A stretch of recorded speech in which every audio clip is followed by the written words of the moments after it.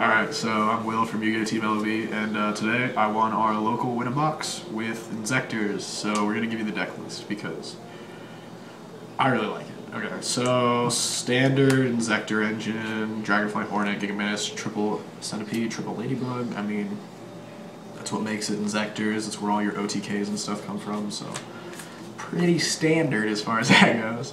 Double card trooper, really good for milling. It's a level 3. You can set it out for Goes and Match if you really need to. And then like it crashes Thunder King and Neos Alias, and like you can leave it sitting and it still gets you a plus. So people don't want to kill it sometimes. Sometimes they do. It's a card that is sometimes confusing to deal with, and it's 1900, which is really solid. So, yep. 2 Mystic Tomatoes. I really like being able to load the grade for Dark Armed, and then you can also just crash it into something special Dragonfly, and then go off main phase 2 and leave yourself with like a Zenbands and stuff, because it's.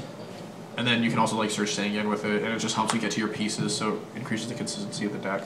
Plus, I play Allure, so it adds Darks. Double Veiler.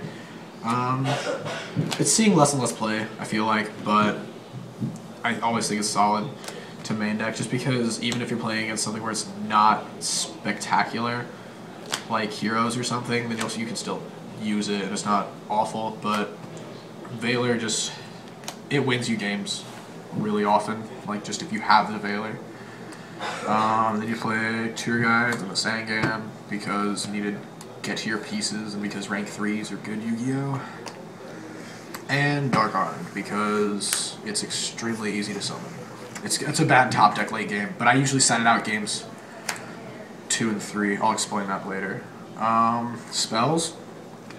You need to get your normal summons off, and then it's even good against yourself, so against those decks like, I don't know, Light Sworns and like something else that doesn't play very much back row. So I'm really old school right now saying Light Sworns, but it's not terrible against those, so. Because you can use it against yourself and still make pluses with it, or pseudo pluses, I guess. So you play 3 of that, and then you play 2 sword, not 3. It's not because you don't want to draw or anything, it's just because it's really like, that's all you need for the OTK, so there's not much point running more than 2, just because you don't need it. And it's really bad if you don't have an Inzektor in your hand, so yeah. 2 duality, increased consistency, pretty standard. And then for staple, I guess, stuff, you have Foolish Burial, Allure. It's not really that staple in Inzektors anymore, but I like it a lot, because you can just add, like, a Ladybug while you're going off, and then Allure it away, and then just, like, have extra back row to protect yourself next turn or whatever, because you'll go off in main phase 2 way more often than you might think, so it's really good for that. And then it's really good to, like, just increase consistency, because you play, like, 17 Darks or something. So it's good for draw power and consistency and making you win and stuff like that. And then you play 1 Lance because it saves Centipede and because it does really cool stuff sometimes. So just played it 1. And then Trinity, and that finishes off the spells. For traps, you play triple Threatening Roar. It's busted sauce. If you start off, if you can keep your Centipede alive for like just 1 turn, like I think Billy Brake writes articles about this, or wrote articles about this and stuff, it wins you the game if you can keep your Inzektors alive. Plus, like, it prevents OTKs because you don't play Trag or Gores, you just play these 3 because it basically subs for 2 Trags and a Gores, except you gotta keep your dudes alive, and that's really vital in Inzektors. Triple Call the Haunted, it's busted. Like, it makes you win when you really shouldn't be able to, and stuff like that. And then if you resolve more than 1 of these, then your opponents pretty much just get really sad. Because, I don't know, it's Call it one. You played it 3 because, like, getting back monsters and Inzektors shouldn't even happen, but yeah, you can. And then warnings, just because stopping initial summons is really good. So yeah. Extra or side? Side. No side. Alright, side. Okay, fine, side. You said side. Yeah, you said side. I said side. Alright, so I play 2 Raikos, because it helps with milling, and like sometimes you don't really have great stuff to side, but like it's good against like heroes and stuff because you can make like Shining mistiming and you can make like awkward rogue stuff mistiming. Raiko's good for stuff missing timing, but I don't really want to main deck it because I'm not playing BLS or anything like that. But if I don't have anything good to side against something, then I'll side Raiko, and it's a really solid card all around, just because they don't see it coming, really. I mean, it's Raikou, so it's good. And then I side the Maxis just because I chose to main deck the Veiler because I like it more, and Maxi's really good. And then I played one Electric Virus just for like, I've never sided this card, just because of like the meta at our locals. But like if you play against Geargia or like Chaos Dragons, then it's really good. But he made that decision as he was reading the effect. no, Chestnut wanted me to play it actually. He's a guy that goes to our locals.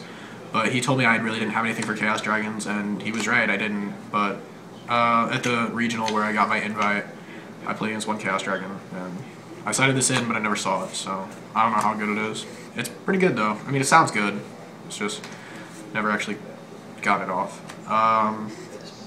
Double Messenger piece, just because it racks everything and it slows the game down, and slowing the game down with Inzektors, sometimes you just have to do that, and it's pretty solid. Defies, just because it just makes you win against some decks. Like, it makes you win against Chaos Dragons, it makes you win against Mermails, it makes you win against, like, anything that really just throws things into the grave. It makes you win against Lightsworns, you know? Just, yeah. There's Lightsworns at our locals, in case you can't tell. From the way I'm speaking. And then I said 6 traps. 2 of them were Royal Decrees, just for, like, heroes and stuff. But, yeah. It's Royal Decree. You said it. I also said Gozen matches for, like, Glads, I guess, because they go to our locals too, but, like, Gozen matches just, it shuts down a lot of stuff, also, so, just, yeah, it's fine. It's pretty good. And then I decided double Mind Crush. It's actually really good. Like, you can, chain it to so many things, and then, like, you can chain it to a reveal of Megalo, and then they just drop the Megalo, and they have to show you their hand to say, oh, I don't have another Megalo to special, or I haven't discarded all 3 Megalos. And that's good. And then it's also good for the Priestess and Prophecies, because they reveal the 3 spellbooks. You chain Mind Crush, and they drop it, and they have to show you the hand. And it's good against Geargia, because you can just get out all the accelerators, and it's good against... It's an amazing card to side. Okay, so that's the side deck. Then the extra deck goes 1 Daigusto Phoenix. I was playing a Gachi before, but there's really never a situation where you set up a board with... Make Gachi. Yeah, there's no situation... I was playing Gachi, but then I realized there's no situation where you just set up a huge board with 2 Ladybugs on it and just, like, don't do anything. Like, and just don't want to OTK. So what I did was I made Phoenix, and then what you can do is, like, if you're low on centipedes or something, then what you can do is you can just go Dragonfly, equip Sword, equip Hornet, and then pop the 2, and then they can't respond to the summons of the Ladybugs. And you can pop 2 of their cards, like 2 of their back row, because they can't respond to the summons of Ladybugs, so their Torrentials and their bottom, like, their Torrential and their, like, other stuff is going to be dead. So then you can just use the Ladybug equips to pop 2 more of their cards, and then overlay for Daigusto and swing for 3k with it. So it's a really good rank 2 to run if you're going to run any rank 2s. And then that's the only one. And then rank 3s, Leviathan, Giga Brilliant, Acid, Temp Tempo, so that means Livier, because it's Inzektors and you need a poop ton of them. Then rank 4s, I played Maestro. I don't play Maestro, Dweller, and Shockmaster. I don't play Utopia because it's kind of bad. So that's pretty self-explanatory. I mean, if you make this guy, he's just an option, and he can win you games sometimes, but you don't really, he's not vital. This guy just puts you really good, it gives you good matchups with some things, and then Maestro, sometimes you want to flip something face down, I guess.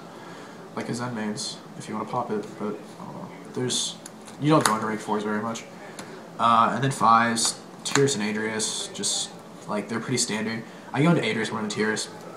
It's just the way that stuff handles sometimes, because you can detach from Adrius right away, and a lot of times that's good, but you also play Crimson Shadow Armor, because sometimes you just don't want your stuff to die, and you can also detach from him right away if you really want to, even if your opponent doesn't have any cards. So that's good. And then you play Exostag. It's really good, like, if you want to remove your opponent's, like, if you don't want your opponent to have something, and he, like, gets over Medion and stuff, like, he gets rid of it, and it creates cool situations. And if you're playing against, like, a Rogue Frog deck, you can get over Obelisk with him fairly easily with, like, Gigamanus and Sword and stuff. So he gets pretty huge pretty quickly. And then you play the Gaia Charger because you have rank 5s. And it's really solid with this guy because you can just equip something from their side of the field and then overlay Gaia Charger and it falls off. You can punch for 26. So yeah, that's the deck. Won my box, and I think it's really solid, really consistent. I don't really see any changes that I would want to make to it unless I was just gonna like run a different variant. So yeah, thanks.